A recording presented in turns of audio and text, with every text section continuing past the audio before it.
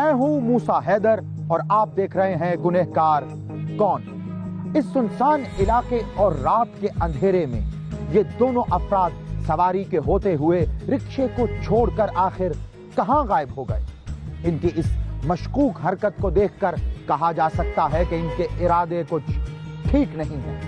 ये वाकया अब से कुछ माह पहले लाहौर के एक मजाफाती इलाके में पेश आया, जब दो पुलिस एहलकार गश्त करते हुए यहां पहुंचे तो उन्होंने क्या देखा।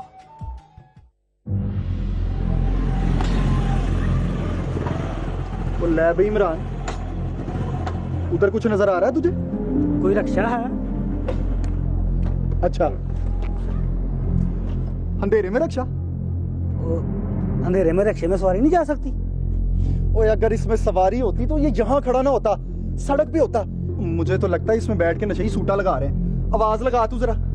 सबर कर, और सूटा लगा रहे होंगे तो आवाज सुनकर भाग जाएंगे। मैं खुद जाकर देखता हूँ। इधर ही खड़ा होके आवाज लगा। पागल आदमी, अगर उनके पास असला निकला है तो काम खराब हो जाएगा। तू टार्च ऑन कर जरा अपनी। कोई है रिक्शा में? कोई है रिक्शा में तो बाहर आ जाए वरना मारा जाएगा।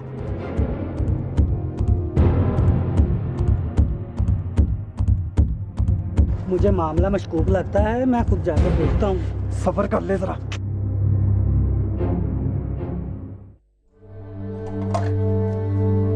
अगले महीने ना इंशाल्लाह शब्बो को इस घर की दूल्हा बना के ले आना मैंने। अच्छी भली कमेटी निकली थी भाई की, ऐवी दे दी सदाकत को, ऊपर से तूने भी फौरन ही पकड़ के दे दी। चलो कोई बात नहीं, दोस्त है उसका, हमेशा वो उसके काम आता है। पर एक बात है, वैसे भाई की शादी के पैसे थे, देने नहीं चाहिए थे।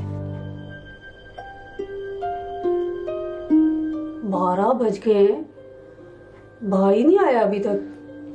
अल्लाह खैर ही करे, इशा तक आ जाता होता है वैसे भाई, पता नहीं आज किधर रह गया। चला गया होगा दोस्तों यारों के साथ। और उसने कहाँ जाना है? पर इतनी देर तो कभी नहीं लगाई, बता तो दिया करे ना, तब बताओ किधर है।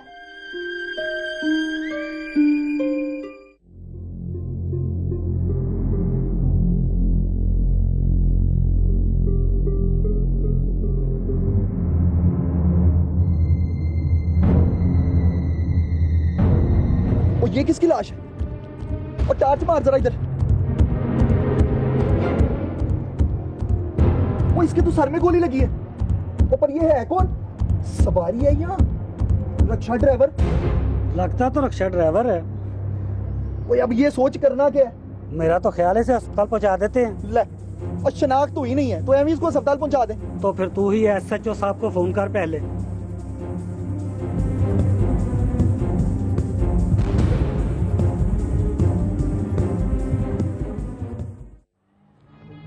मकतूल की तलाशी लेने पर उसकी जेब से उसका ड्राइविंग लाइसेंस मिल गया, जिसके बाद दोनों अहलकारों ने अपने एसएचओ को इस लाश के बारे में मुतला किया। ड्राइविंग लाइसेंस के मिलने के बाद इस लाश की शनाख्त मुमकिन हो गई। मरने वाले का नाम शहाब था, जो कसूर का रिहायशी था। उसकी लाश को अस्पताल पहुंचा दिया गया और साथ ही साथ कसूर में उसके घर के एड्रेस से मुतल्लिका थाने को मुतला कर दिया गया, ताकि उसके लवाहिकीन को उसके मरने की इत्तला दी जा सके।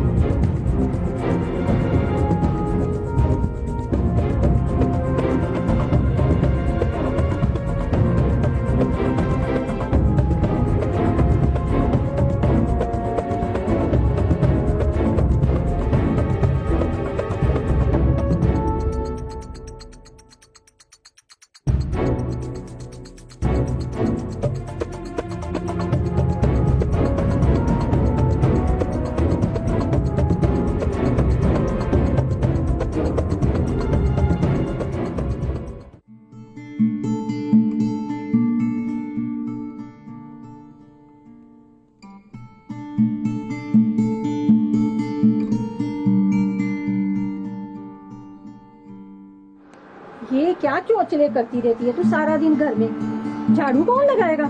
लगा लेती हूँ अम्मा, पहले तैयार तो हो जाऊं। तैयार? ये तैयार होके किसको दिखाना है? घर की सफाई कर। खुद के लिए तैयार हो रही अम्मा, मैंने किसको दिखाना है? ये सारे काम ना तू अपने मियाँ के घर में जाके करी। यहाँ एक एक का घर का काम बहुत जरूरी है, वो कर, समझी? अच्छा अम्मा, कर लेती हूँ घर के काम भी।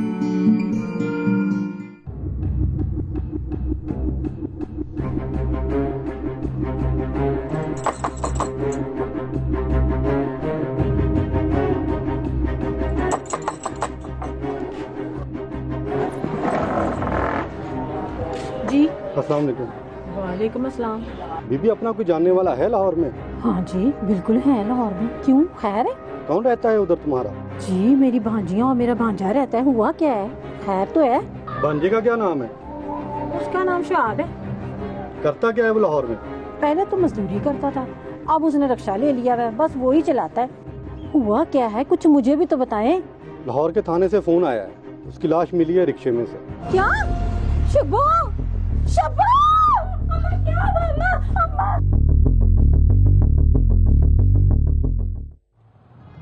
हवलदार के जरिए शहाब के कत्ल की इत्तला जैसे ही गांव पहुंची, वहां एक कोहराम बपा हो गया। शहाब का वालिद बचपन में ही इंतकाल कर गया था और भाई और बहनें मां के कैंसर से इंतकाल के बाद अच्छे दिनों की आस लिए 1 साल पहले ही लाहौर शिफ्ट हुए थे। उनके शिनाख्ती कार्ड पर एड्रेस गांव का लिखा हुआ था, इसीलिए ड्राइविंग लाइसेंस पर भी एड्रेस वहीं का लिखा गया। अच्छा, तो मतूल की 2 बहनें लाहौर में रहती हैं, उनका कोई पता? जी जी, 1 सेकंड। जी जी, लिखवाइए। हाँ जी जी, हाँ हाँ, बेफिक्र हो जाए, मैं सिपाही को भी भेजता हूँ। ओके ओके, अल्लाह हाफिज। अभी पता चला किधर रहती है उसकी बहनें? हाँ, मॉडल टाउन के करीब एक आबादी है, वहां रहती हैं। मैं तुम्हें एड्रेस लिख के दे रहा हूँ, तुम पता करके आओ।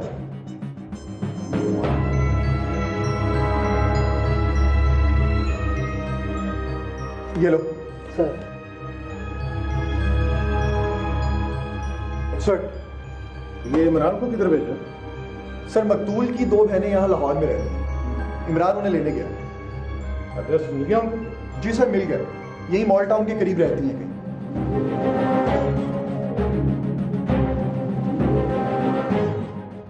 तो तू ना भाई सदाकत को कर ले फोन। सदाकत?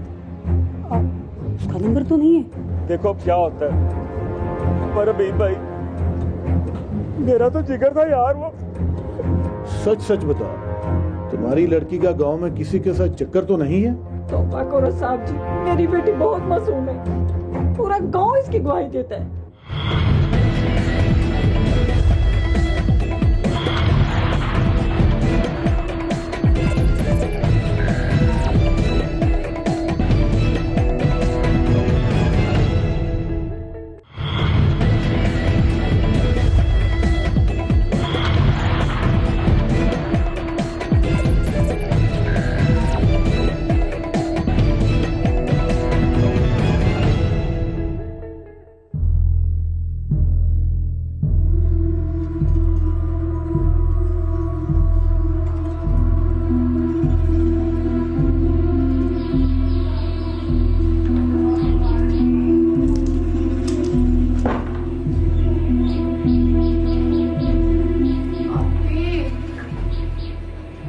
रात गुजर गई है, भाई अभी तक नहीं आया। कुछ पता करो किधर रह गया है।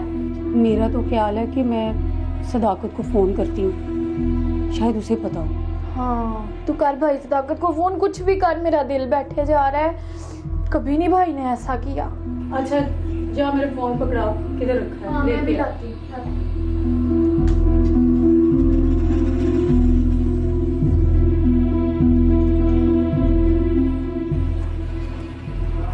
ये ले आप ही फोन तेरा, मिला जल्दी कर।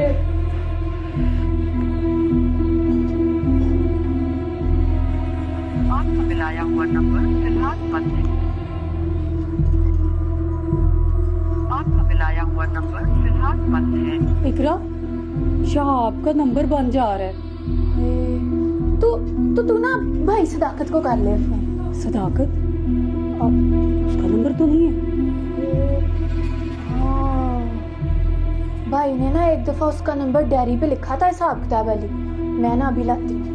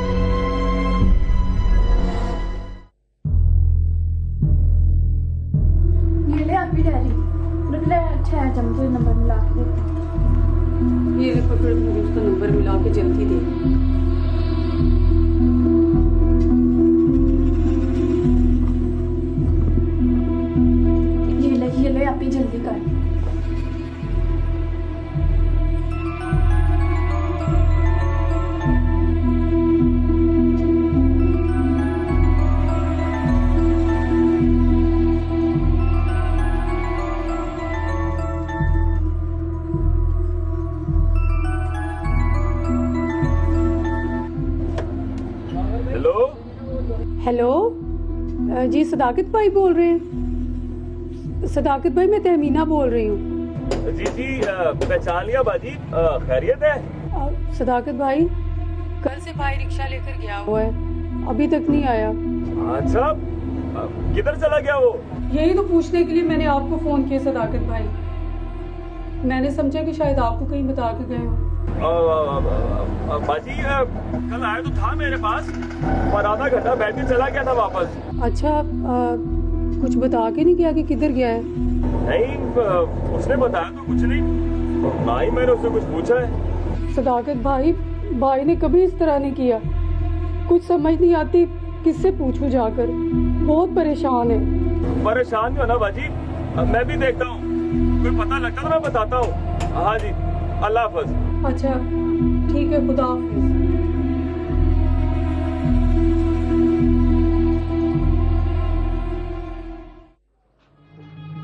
उस दिन एक तरफ तो पुलिस एहलकार मकतूल शहाब के घर वालों को तलाश करता फिर रहा था, तो दूसरी जानिब उसके घर में उसकी बहन तहमीना और इकरा उसकी वजह से बेहद परेशान बैठी थी। मुख्तलिफ रिहायशियों से पूछता हुआ पुलिस एहलकार मोहल्ले की दुकान तक पहुंचा, जहां से उसे एड्रेस मिला और वो पहुंचा उनके घर।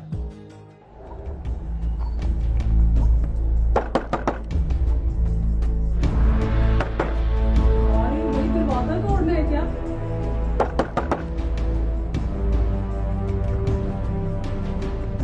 शहाब का घर यही है? जी यही है। आप कौन हो? मैं जी उसकी बड़ी बहन।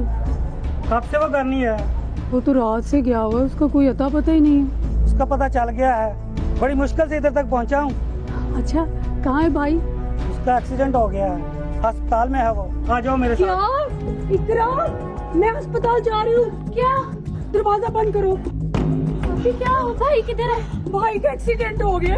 हाय अल्लाह, मेरा तो पहले ही बड़ा दिल घबरा रहा था, कोई काम खराब। अभी मैं तेरे साथ क्या? नहीं, तू दरवाजा बंद कर ले, मैं होके आती हूँ। अल्लाह खैर करे।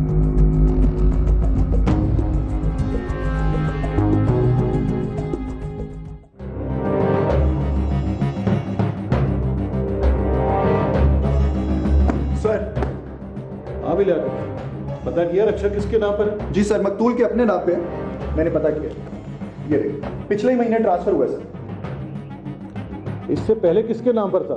वो तो मैंने पता नहीं करवाया सर, अगर आप कहते हैं तो वो भी पता कर लूं। चलो वो बाद में देखते हैं, इमरान को आने दो पहले। जी सर।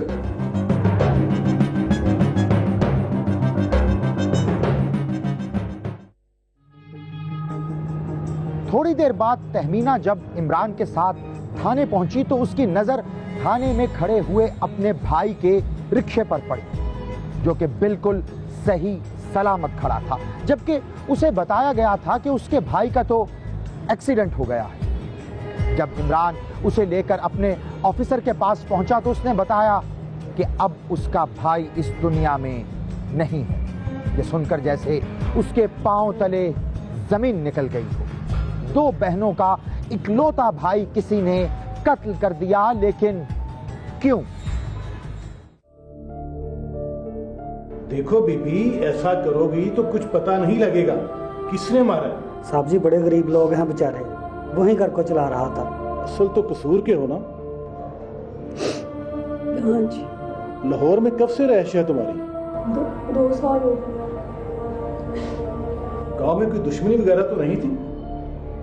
हमारे पास ना तो जमीन थी और ना ही पैसे। दुश्मनी कहाँ से हो रही थी? शादीशुदा था भाई तुम्हारा? मेरी खाला की बेटी के साथ उसकी मंगनी हुई थी, अभी तो उसकी शादी करनी थी। कोई चक्कर वगैरह तो नहीं था उसका? मेरा मतलब है उसकी मंगेतर का। नहीं सर, वो इस किस्म की लड़की नहीं है, उसका किसी के साथ कोई चक्कर नहीं है। देखो, बंदा अपनी कसम तो खा सकता है, किसी और की नहीं। वो गांव में रहती है, तुम लाहौर में। नहीं सर, अगर मुझे थोड़ा सा भी शक होता ना तो मैं आपको बता देती। आगे आप अपनी तसल्ली खुद कर लें। वो तो करनी है हमने, उसके लिए हमें चाहे कसूर क्यों ना जाना पड़े।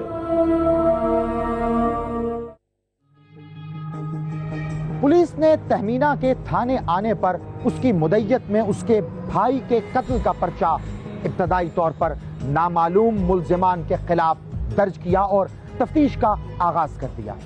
दूसरी जानिब तहमीना ने अपने भाई की लाश को अस्पताल से वसूल किया और बहन के साथ कसूर अपने आबाई गांव रवाना हो गई, जहां पर पुलिस ने तहमीना की खाला और उसकी बेटी से भी इस केस के सिलसिले में तफ्तीश की।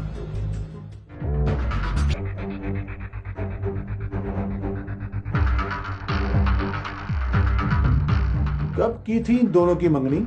जी जब ये दोनों बहुत छोटे थे तब की थी हमने ये मंगनी। मेरी बहन ने कहा कि ऐसी बेटी मेरी है। सच सच बता, तुम्हारी लड़की का गांव में किसी के साथ चक्कर तो नहीं है? तौबा करो साहब जी, मेरी बेटी बहुत मासूम है, पूरा गांव इसकी गवाही देता है। मासूम है? सच सच बता, चक्कर क्या है? वरना जानती है ना पुलिस का तो। हमारा कसूर क्या है? बताऊं तुझे तुम्हारा कसूर क्या है? माफ कर देना साहब जी, ये पागल है, इसको नहीं समझ आती।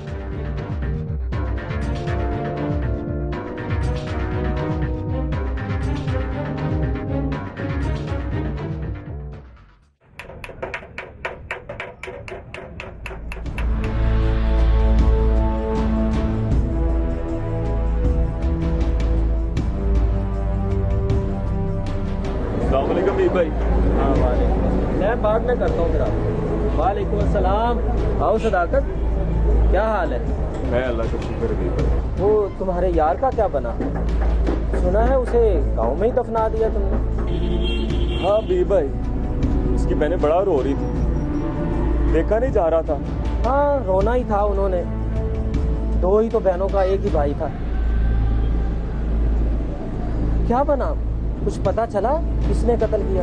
नहीं बी भाई, कोई पता नहीं चला किसने मारा है। अभी तक तो उनका कत्ल है। उसकी बहनों ने पर्चा दर्ज करा दी है। हाँ फिर तो अल्लाह ही वारिस है। गरीब कत्ल हो जाए तो कब पता चलता है कि कौन कत्ल कर गया। देखो अब क्या होता है, पर अभी भाई मेरा तो जिगर था यार वो।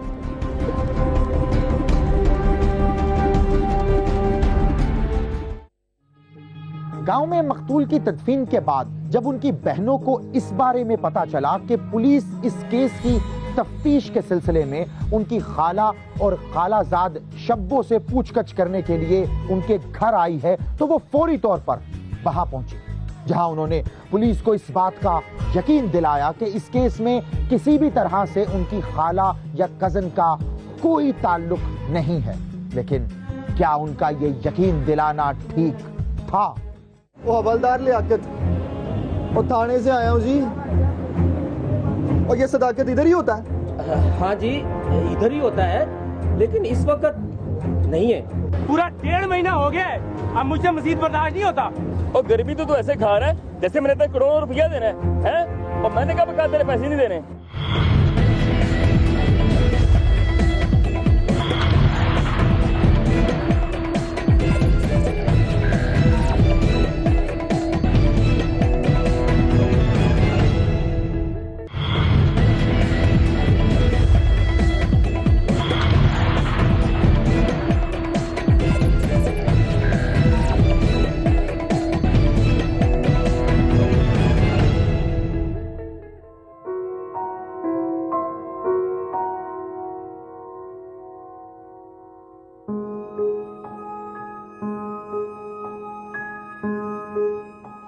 ठीक है, हमें इजाजत है, जो भी तफसीलात होगी आपको बताएंगे, ठीक है?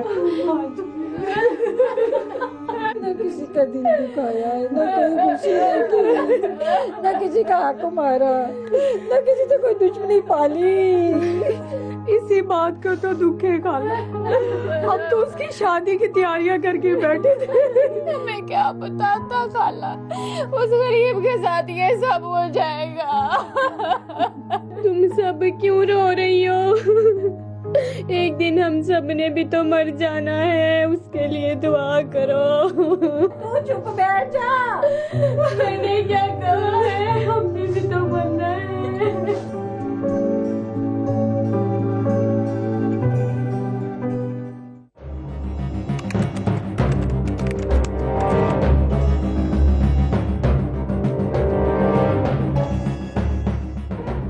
अच्छा, तो ये मकतूल की बहन ने बताया है उनकी 2 लाख की कमेटी निकली थी। जी सर, कमेटी भी निकली है और पैसे भी मिले, लेकिन पैसे उनके काम नहीं आए क्योंकि वो किसी और ने ले लिए।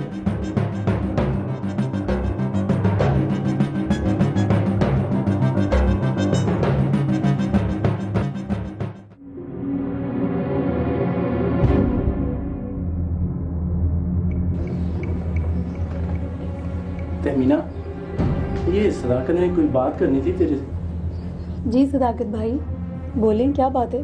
दरअसल शहाब ने बताया था कि आपकी इस महीने 2 लाख की कमेटी निकली है। हाँ ना, वो भाई की शादी करनी ना, उसके लिए रखी है। असल में सदाकत को पैसों की ज़रूरत थी। मुझे तो कोई एतराज नहीं है सदाकत भाई, पर अब देखो, 2 रिक्शे बड़े सस्ते मिल रहे हैं, मालों को पैसों की बड़ी जरूरत है, मजबूरी में बेचना बेचारा। वो तो ठीक है सदाकत भाई, पर ना हमारी मजबूरी है। देख लें, इसे 10-15 दिन के लिए ज़रूरत है। हाँ, बस इतने दिनों की तो बात है, बचेंगे तो 25-30 हजार का मुनाफा होगा। ये भी कह रहा था कि उसमें से भी आधा आधा कर लेंगे।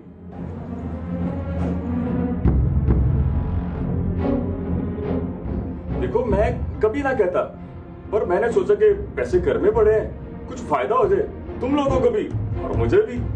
देख ले तहमीना, दोस्त है मेरा, ये भी हमेशा हमारे काम आता है। अच्छा ठीक है, मैं लेके आती हूँ।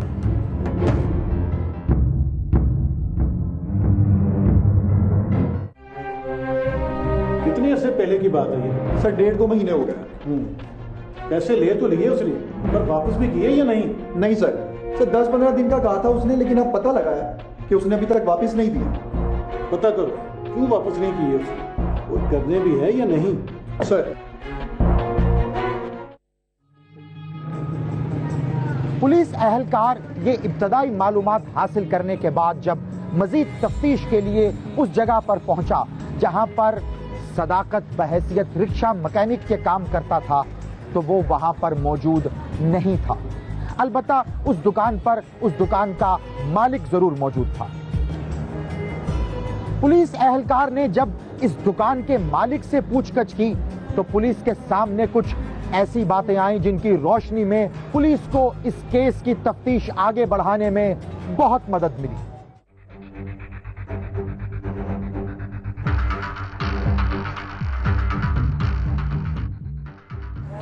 अस्सलामुअलैकुम, क्या हाल है जनाब? वालेकुम अस्सलाम, अल्लाह का बड़ा शुक्र है जी, हुक्म करें।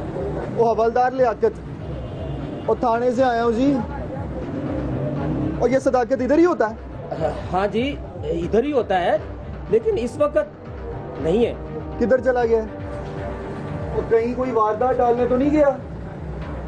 तो बस जनाब ऐसा ही समझ लें, नशा नुशा करना होता है तो इधर उधर निकल जाता है किसी ना किसी दोस्त के साथ। अच्छा, तो ये काम भी करता है?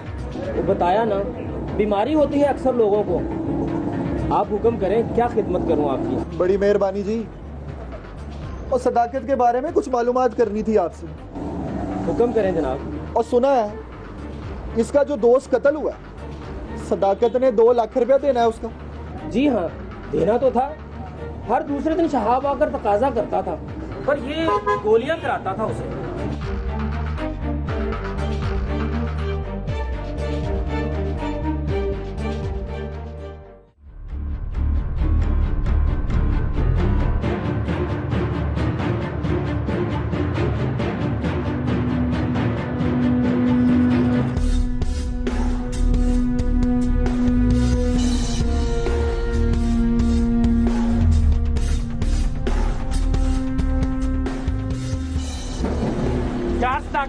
ये कोई तरीका नहीं है, पूरा 1.5 महीना हो गया है, अब मुझसे मजीद बर्दाश्त नहीं होता। और गरीबी तो तू ऐसे खा रहा है जैसे मैंने 10 करोड़ रुपया देना है? और मैंने कहा बता तेरे पैसे नहीं देने। जब देने हैं तो दे के जान छुड़ा ले, अपनी भी और मेरी भी। ओए मिल जाते हैं, ज्यादा शोर करके मेरा दिमाग खराब ना कर। चल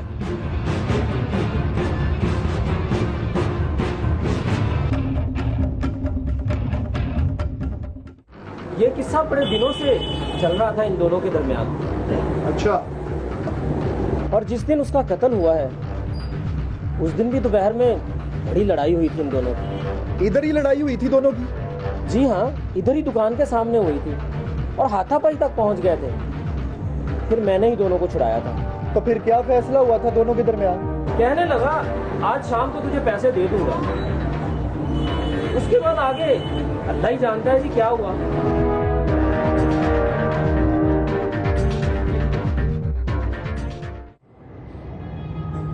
इस बात का पता चलने पर शक की बिना पर पुलिस ने सदाकत को हिरासत में लिया और थाने ले आई, जहां उससे तफ्तीश की गई। दौरान तफ्तीश उसने बताया कि वो दोनों बहुत गहरे दोस्त थे और उनका ताल्लुक एक ही गांव से था। वो क्यों अपने दोस्त को कत्ल करेगा? जब पुलिस ने उससे रकम के बारे में सवाल किया तो उसने बताया कि वो पहले भी कर्ज पर ली गई रकम वापस करने के लिए तैयार था और अब भी है।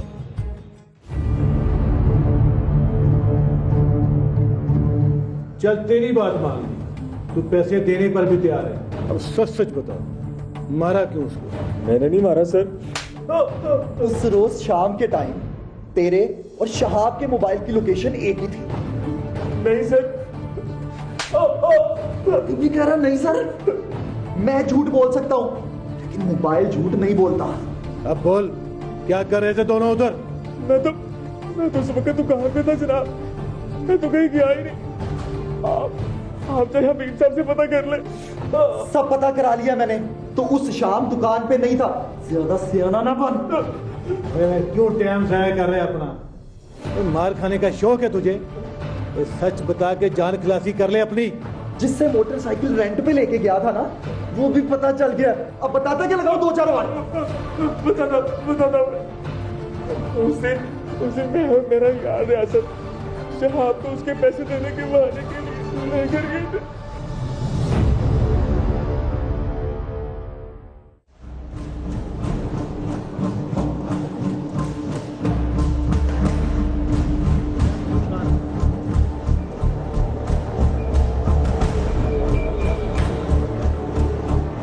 हेलो, भाई किधर हो? अच्छा पहुंच रहे। आने वाला ही है बस। आता है ना तो उसका रिश्का इधर खड़ा करके ना तीनों मोटरसाइकिल पे चलेंगे। ठीक है, कोई मसला नहीं।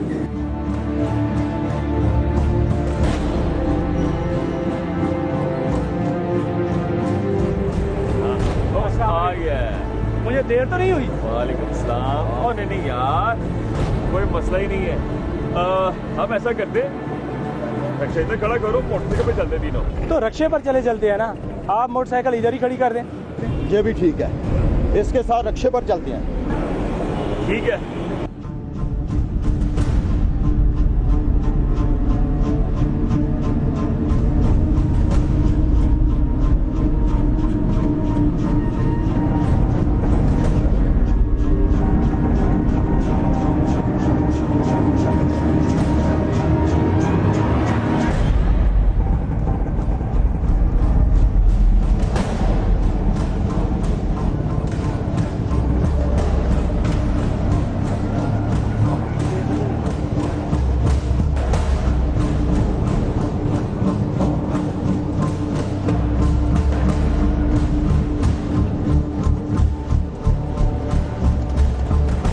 भाई रोक रोक, इधर रोक रोक। क्यों इधर क्यों रोकूं? बताता तुझे। यार सदाकत, रिक्शा इधर क्यों रुकवाया? हाँ यार, और ऐसा तुम्हारा यार है, खुशाब से आया है, उसे जरा 2-4 सूटे तो लगवा दे। हाँ यार, बहुत तलब हो रही है मुझे। अच्छा अच्छा जी, चला चलो।